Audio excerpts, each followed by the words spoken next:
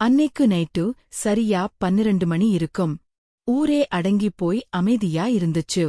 நான் எங்க அத்தை வீட்ல அவங்க கூட மட்டும் தனியா இருந்த முதல் இரவு அது. வீட்ல கரண்ட் இல்ல. அக்கம் பக்கம் எந்த சத்தமும் இல்ல. ஜன்னல் வழியா அரைகுறை வெளிச்சத்துல அத்தையோட முகம் மட்டும் ஒரு தேவதை மாதிரி தெரிஞ்சது. அவங்க நல்ல தூக்கத்தில இருந்தாங்க. அவங்களே அவ்வளவு பக்கத்துல அவ்வளோ அமைதியா பார்த்தப்ப என் இதயம்தானாவே படபடக்க ஆரம்பிச்சது. மனசுக்குள்ள ஒருவிதமான நடுக்கம். அதே சமயம் ஒரு விசித்திரமான பதட்டம். அந்த இருட்டும் தனிமையும் என்னோட புத்தியை மழுங்கடிக்க ஆரம்பிச்சது. மனசுக்குள்ள தப்பான எண்ணங்கள் முளைக்க ஆரம்பிச்சு நொடியாது. என் உடம்பு முழுக்க ஒருவிதமான நடுக்கம் அன்னைக்கு அந்த இருட்டை பயன்படுத்திக்கிட்டு எங்க அத்தைக்கிட்ட நான் ஆசைப்பட்ட மாதிரி இருக்கணும்னு ஒரு தப்பான முடிவை எடுத்தேன். கிட்டத்தட்ட 2 மணி நேரம் அந்த தப்புக்குள்ளேயே நான் மூழ்கி கிடந்தேன். சேனலை சப்ஸ்கிரைப் செய்யலன்னா மறக்காம சப்ஸ்கிரைப் பண்ணிட்டு அந்த பெல் ஐகானை கிளிக் பண்ணிக்கோங்க. எங்க அத்தைக்கு வயசு 41. இந்த வயசுலும் பாக்குறதுக்கு ரொம்ப இளமையாவும் வசீகரமாவும் இருப்பாங்க.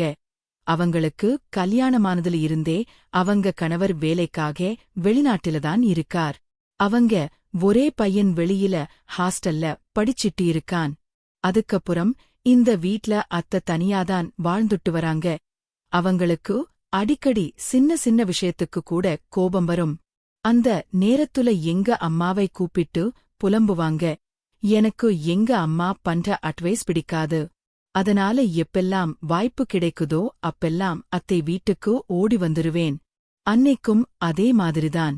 காலேஜ் முடிச்சுட்டு வந்தப்ப அத்தை எங்க வீட்ல இருந்தாங்க. அவங்க முகம் ரொம்ப வாட்டமா இருந்துச்சு. என்ன அத்தா, என்ன ஆச்சு? ஏன் ஒரு மாதிரியா இருக்கீங்க? நான் கேட்டேன். என்னத்தை சொல்ல, சரியான நேரத்துல கரண்ட் பில் கட்டாததால இன்னைக்கு காலையில இருந்து கரண்ட் இல்லடா. எனக்கு இருட்டுன்னா பயமா இருக்கு சொல்லி அத்தை அழ ஆரம்பிச்சட்டாங்க. உன் மாமாதான் அங்கிருந்து பணம் அனுப்பல. நானும் அதை மறந்துட்டேன். இப்ப தனியா இருக்கிற எனக்கு யாரு உதவி பண்ணுவா? நோ அத்தை புலம்புனப்போ எனக்கு அவங்க மேல ஒருவிதமான இரக்கம் வந்துச்சு. நீ எம்மா ஆழற, நாங்களும் அங்க இருக்கோம்லன்னு அம்மா அத்தைக்கு ஆறுதல் சொல்லி என்ன கவனிக்க சொன்னாங்க. சரி அத்த, விடுங்க. நாம இப்பவே போய் பில் வாங்கி பணத்தை கட்டிருவோம். அப்புறம் கனெக்ஷன் கொடுத்துருவாங்கன்னு சொல்லி அவங்களை சமாதானப்படுத்தி அவங்க கூடவே கிளம்புனேன். ஆனா அன்னைக்கு நைட்டுக்குள்ள கரண்ட் வராதுன்னு எங்களுக்கு தெரியும். பிள்ளை கட்டிட்டு அத்தை வீட்டுக்கு திரும்பினப்போ நைட் ஆயிடுச்சு. வீட்டுக்குள்ள கால் வச்சப்போ காரிருளா இருந்துச்சு. நான் போன் டார்ச் ஆன் பண்ணி அத்தை அவங்க பெட்ரூமுக்கு கூட்டிட்டு போனேன். அத்த, நீங்க இங்க உட்காருங்க, நான் மத்த ஏற்பாடுகளை பார்க்கிறேன் என்று சொன்னேன். ஆனா அத்தை பயத்துல என் கையை இறுக பிடிச்சுக்கிட்டாங்க. அப்பவே என் மனசு தடம் மாற ஆரம்பிச்சிடுச்சு. அவங்க என் மேல வச்சிருந்த நம்பிக்கையை நான் ஒரு ஆயுதமா பயன்படுத்த நினைச்சேன். அவங்களுக்கே தெரியாம ஒரு கிளாஸ் பால்ல தூக்க மாத்திரையை கலந்து கொண்டு போய் கொடுத்தேன். அத்தே அதை குடிச்சிட்டு அவங்க கஷ்டத்தை பத்தி பேச ஆரம்பிச்சாங்க. உன் மாமா அங்க வேற கல்யாணம் பண்ணிக்கிட்டாரோன்னு எனக்கு சந்தேகமா இருக்குடா. போன் பண்ணா கூட சரியா பேசுறது இல்லைன்னு சொல்லி அழுதாங்க. நான் அவங்களை அணைச்சுக்கிட்டு ஆறுதல் சொல்ற மாதிரி நடிச்சேன். கொஞ்ச நேரத்திலேயே மாத்திரை வேலை செய்ய ஆரம்பிக்க அத்த அப்படியே என் தோல்ல சாஞ்சு தூங்கிட்டாங்க. அன்னைக்கு ராத்திரி முழுசும் என் வசதிக்கு அந்த தனிமையை நான் பயன்படுத்திக்கிட்டேன். காலையில நான் கண்ணை திறந்தப்போ அத்தை என்னை ஒரு மாதிரி கோவமா பார்த்துட்டு இருந்தாங்க. எனக்கு ஒரு நிமிஷம் பகீர்னு ஆயிடுச்சு. ஒருவேளை இவங்களுக்கு தெரிஞ்சிடுச்சோன்னு பயந்தேன். என்ன அத்த, ஏன் அப்படி பார்க்குறீங்க? கேட்டேன். பகல் நேரமாகியும் இன்னும் தூங்கிட்டு இருக்கியே, எழும்பி வீட்டுக்கு போ, உங்க அம்மா தேடுவாங்க. நான் அத்தை சொன்னப்போதான் எனக்கு நிம்மதியா இருந்துச்சு.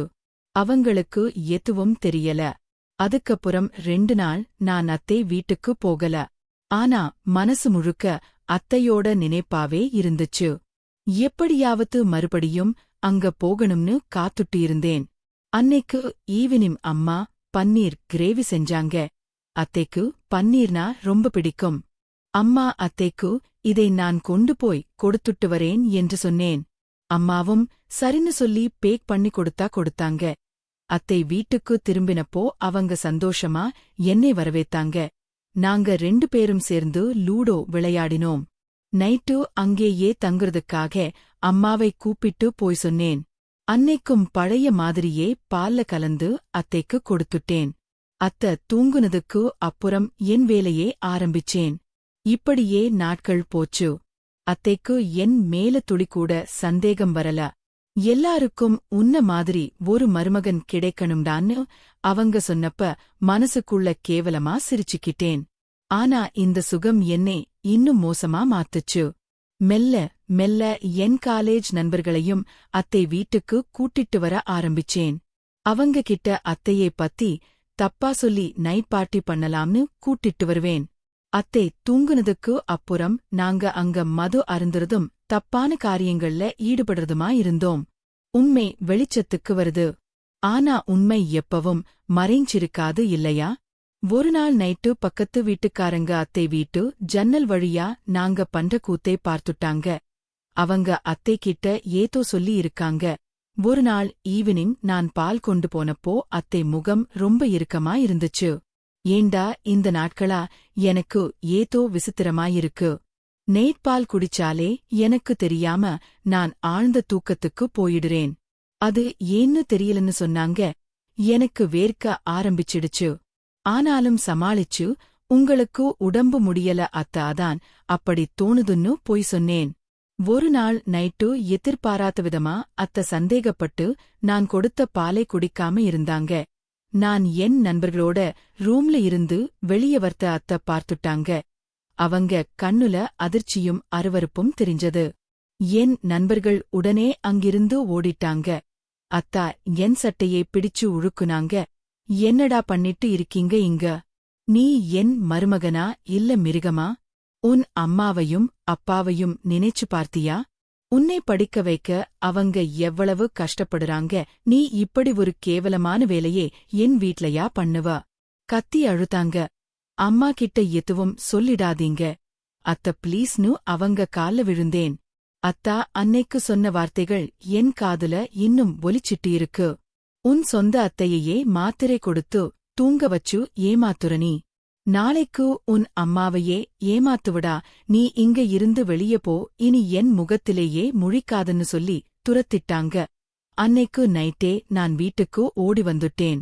ஆனா நிம்மதி இல்ல. அடுத்த வந்த செமஸ்டர்ல நான் எல்லா பேப்பர்லயும் ஃபெயில் ஆனேன்.